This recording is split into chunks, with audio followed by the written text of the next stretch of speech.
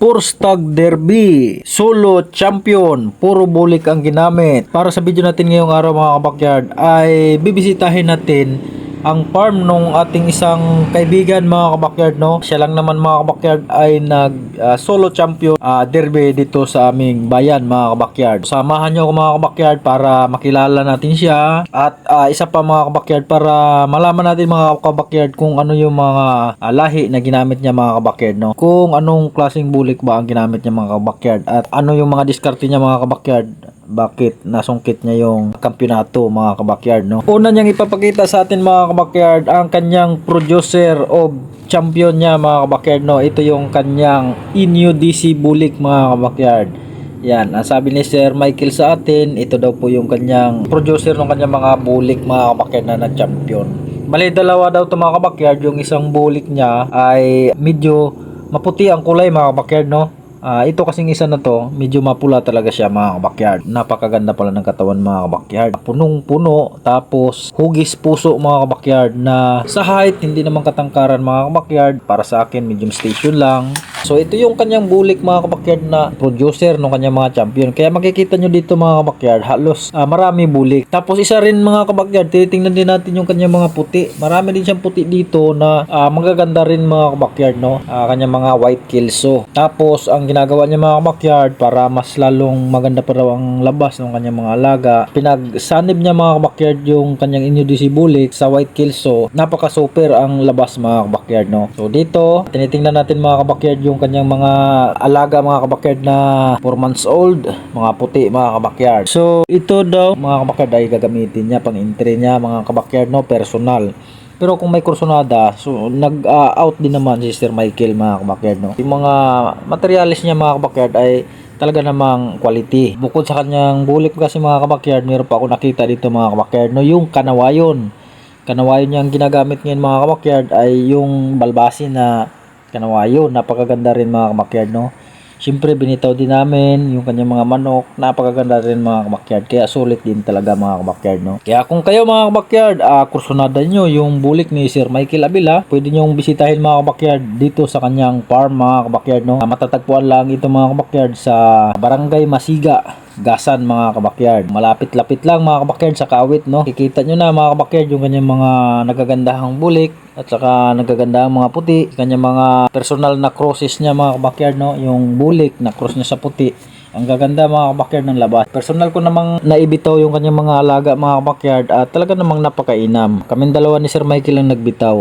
So makikita nyo naman mga kabakyard, sa tindig pa lang ayos na. Swerte na lang ang kulang mga kabakyard, no. Nagkakatalo lang naman kasi talaga yan mga kabakyard pagdating sa pointing mga kabakyard. Para lang sa akin, no, kasi lahat ng manok ay pares-pares lang yan. May kanya-kanya lang diskarte yan mga kabakyard yung manok, no. Bilang breeder, hinahanap natin yung meron talagang ugali ng manok na talagang gusto niyang tapusin agad yung kanilang paghaharap. Kaya mas maganda yung ganong manok mga kabakyard, no. Kahit medyo madalang bumigay, pero sureball naman mga kabakyard. Yun ang gusto natin mga kabakyard. So sana mga kabakyard, no, nag-enjoy kayo sa panonood sa video namin. So maiksi lang video mga kabakyard yung ginawa ko kasi nga madaming error mga kabakyard ang nangyayari sa aking video. Maraming against the light. Dahil ang videographer ko dito mga kabakyard ay yung aking anak na panganay na babae lang. Siyempre mga kabakyard, nabuboring siya kasi nga puro manok nakikita niya dito. So ituturo ko lang kayo saglit mga kabakyard sa farm ni Sir Michael. Siyempre simula dito sa mga bulik hanggang doon sa mga puti, hanggang titingnan din natin yung kanyang mga alagang mga sisiw mga kabakyard, no. Paano sila inalagaan ni Sir Michael. Yun ang kanawayon, no. Saan galing sir yung ano mo, yung kanawayon mo? Kanawayon ko gari kay sa daw ng RRCN. Gari tayo nung nakaraang taon. Tapos kumuha tayo ng inahin. Shoutout nga pala kay Sir RDC saka kay Sir Wave. Okay. Yun, itatag natin sila para alam din nila, no? Nakaling natin mga pulot na RRC.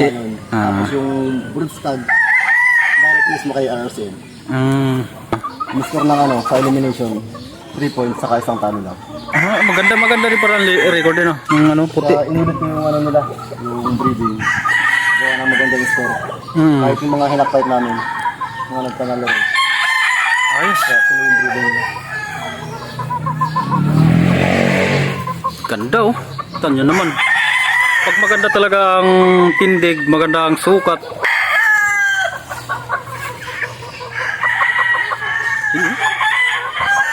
Hindi tayo ayaw. May blues pa. Matuntun. Ha? Matuntun. Mga lahay nung galing sa Bamban. Ah. Teras sa Ilayang Buwak. Layang buwak. Ito, violets. Ganda rin oh. Ang ganda ng ano ito, manipis ang balahibo lang oh. Yung lahi naman yan, galing sa barkada kong Siemens, taga-Bahi. Galing Laguna. Yellow Legged Dutch. Yellow legged. Ano ko na kayo yun eh. Ah, ano yun? Ganda oh. Lalaki ng katawan. Ang lalaki nila. 4 months pa lang, malalaki na. 5.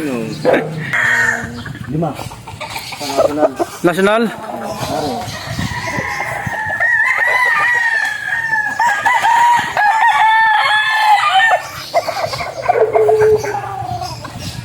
Ito mga kabakyard daw, pag baka kusunadan nyo ng bulik, magsabi lang kayo kay Sir Michael. Yan.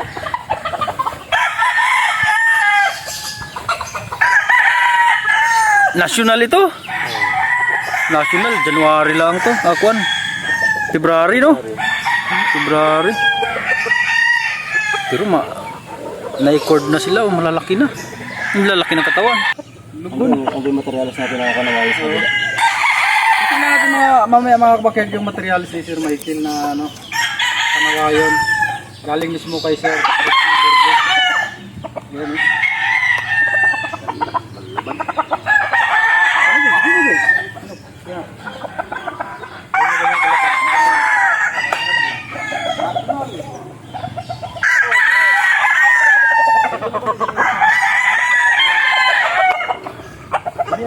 Galing ka dito gayo. Ah, doon pala tayo galing. Di ba maganda dito maganda dito? Kuhaan mo na dito.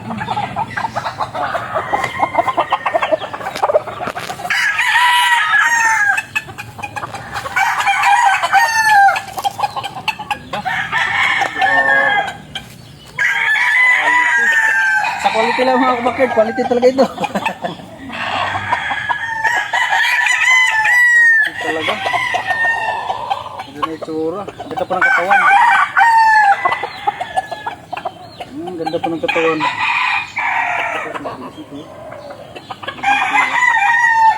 Mabilis. Dugon pa oh. Batang bata. Ilan ba ito, sir? 4 months. Patabo pala ito. Magkakabat siya. Namamalo. Ang laki din tayo yan.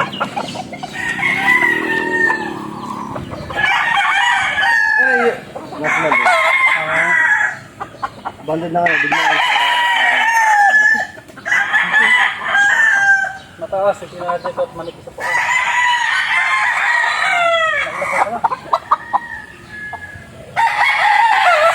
Ang laki ng katawan, mga kabakyard.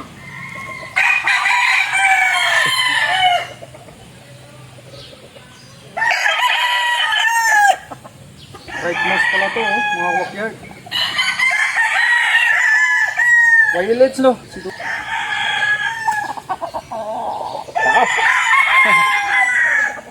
Quality. Quality. Halos wala magulang ng manok dito, puro stag. Puro istag, ano? Hindi talaga ng pagulang manok dito. Nangibenta rin pagtabas ng labanan. Kasi maliit din yung space. Bidi. Kaya yung mga magulang, kailangan space. Tapos para may tali yung mga bagong kalahin. Sa capacity lang dito, 50 lang. 50 lang. Malaki na nga ito eh. Pero nagtira ko yung mga napagulang ko tulad nito. Kasi yung nanalo ko sa LCU sa Luzon. Ito na tayo. Yung sa Luzon.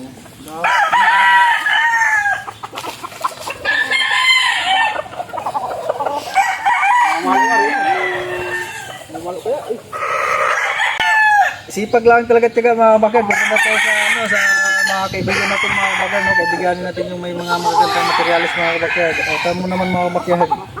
Nagkaroon tayo ng isang polet. Malapit na ito magagamit. Magkano bilhin mo na sir kay sir Sa inyo dito talaga, ang broodstag na pang materialis. Tapos ang big hen, 14 kilos. Pero yung 100 mga